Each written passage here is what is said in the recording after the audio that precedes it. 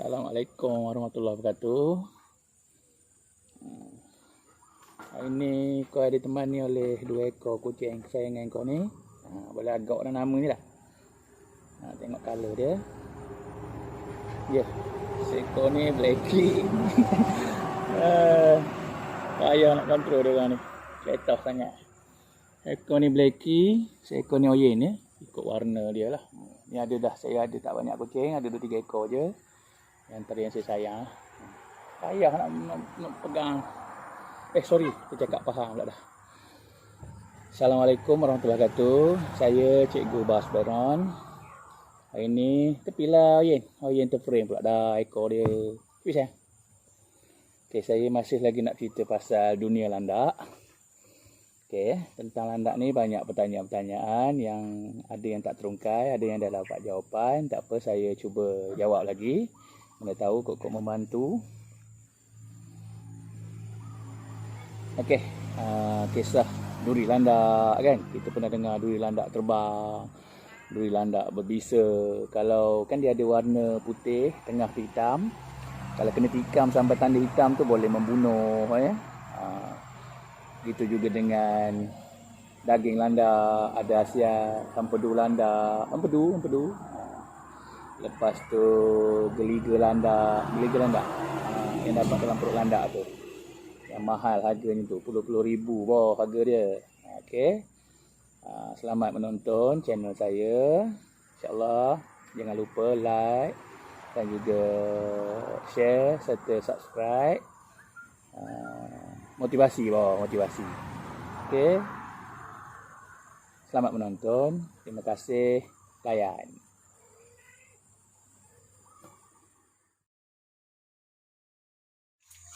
Ini dia duri landak.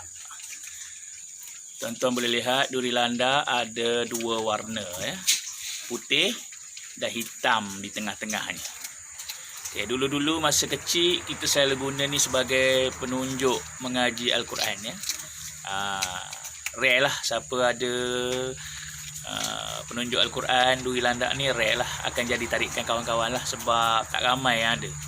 Ada seorang berdua saja. Walaupun pada ketika itu landak ni masih banyak lagi dalam hutan. Tak macam sekarang Sekarang landak dah agak pupus dan merupakan haiwan kawalan perilitan lah. Nak pelihara kena ada lesen lah. Okey. Dulu-dulu orang kata kalau kena tikam sampai tanda hitam tu boleh membawa maut.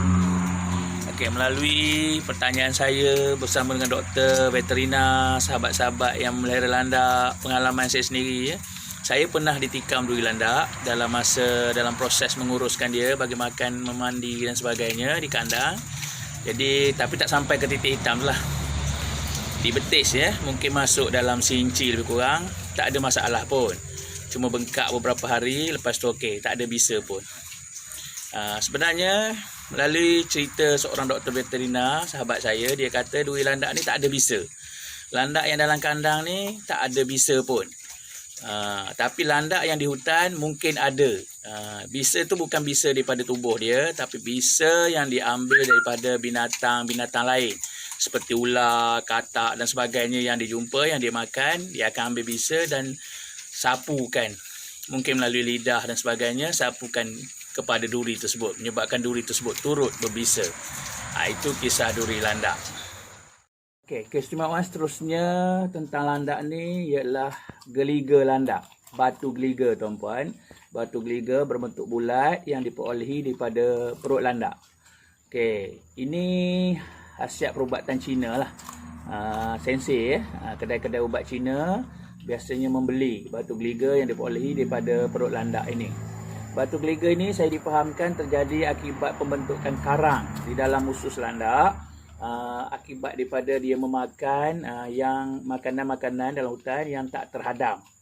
Maksudnya dia makan herba-herba, akar kayu seperti tongkat ali, tunjuk langit, pasak bumi dan sebagainya, masuk dalam perut dia tapi tak terhadam, membentuk karang ya, menjadi bulat seperti batu geliga.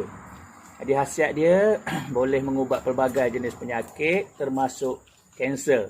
Ini dipercayai melalui perubatan Cina lah yang saya dengar. Dan harga batu geliga tersebut bernilai puluhan ribu ringgit ada yang mencecah RM50,000 yang saya dengar ya.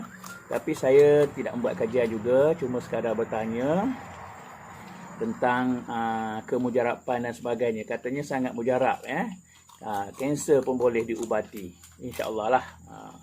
Jadi rezekilah kalau peternak landak, sembelih landak, tiba-tiba jumpa dalam usus landak batu geliga, supaya dapat bonus lah durian runtuh. Itu rezeki mereka. Okey, itu tentang batu geliga. Dah ambil dah. Okey, kita bagi rasuah dulu ya.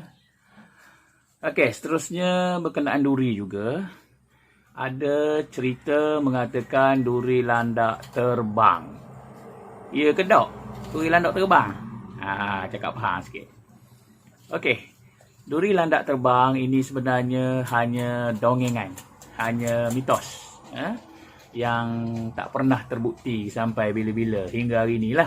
Esok lusa tak tahulah ya. Sepanjang pengalaman saya mengendalikan landak, landak liar, landak jinak, tak pernah lagi bertemu dengan duri dia terbang. Macam kisah parang terbang di Perak 13 Mei tu. Tak ada. Tidak. Dia tidak memanah. Kecuali semasa dia terdesak, kita kejar dia dan sebagainya. Ada duri-duri yang dah nak longgar dan sebagainya pada tubuh dia. Macam gigi kita jugalah. Ada gigi longgar dan sebagainya. Tercabut semasa dia mengirai kan. Mengirai, betul mengirai. Orang Temeloh kata mengiraikan body dia tu. Masa dia mengiraikan tubuh dia tu, bulu-bulu yang longgar mungkin akan berterbangan. Sebab dah longgar dan sebagainya tercabut. Mungkin menuju ke arah si pengejar dan sebagainya, maka terjadilah mitos duri landak terbang. Sebenarnya kalau nak tanya saya akan cakap pedaoh aja. Orang Temeloh kata pedaoh aja. Maksudnya tipu. Tak ada ya, duri landak tidak terbang. Kecuali yang longgar, dia kirai, dia kisai body dia, duri dia akan terbang. Itu kisahnya. So, jangan risau nak tengok landak dekat-dekat. Tak ada masalah lagi duri terbang. InsyaAllah. Seterusnya lagi, khasiat daging landak. Daging landak dikatakan mempunyai pelbagai jenis khasiat. Antaranya, saya pernah terbaca mengandungi omega, vitamin-vitamin. Sebab pengalaman saya makan daging landak ni dah banyak kali, memang panas. Badan akan terasa panas. Mungkin dia melancarkan seluruh perjalanan seluruh darah dalam badan untuk kelelakian lah. Itu yang saya dipahamkan lah. Memang panas ya. Berpeluh-peluh di sebelah malamnya waktu nak tidur tu. Kalau siangnya kita makan daging landak. Jadi itu sajalah yang saya tahu. InsyaAllah ada rezeki, ada masa, ada pengetahuan lain, saya akan bercerita lagi tentang keistimewaan landak. Okey, seterusnya hempedu landak. Yang saya faham berkenaan dengan hempedu landak ni, bukannya hempedu organ dalaman haiwan landak ni. Hempedu landak ni nama sejenis tumbuhan, herba yang orang buat ubat tu. Tapi ada juga sahabat-sahabat bercerita, hempedu organ dalaman haiwan landak ni ada khasiatnya. Telan mentah-mentah gitu je. Sembelih landak, potong hempedu dia, telan begitu je. Katanya untuk kelelakian orang lelaki lah. Yang ni saya tak pasti, saya pun tak pernah mencuba. Tapi saya dah boleh agak, bila sebut hempedu, mesti pahit. Kalau tuan-tuan nak tahu, tuan-tuan kena cubalah. Itu kisahnya ya.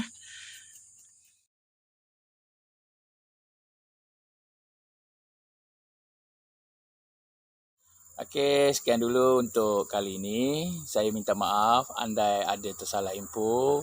Sebab info ni pun saya dapat melalui pengalaman. Mungkin pengalaman tak sama ya. Melalui pengalaman, melalui pertanyaan dengan sahabat-sahabat, terbaca di mana-mana ya.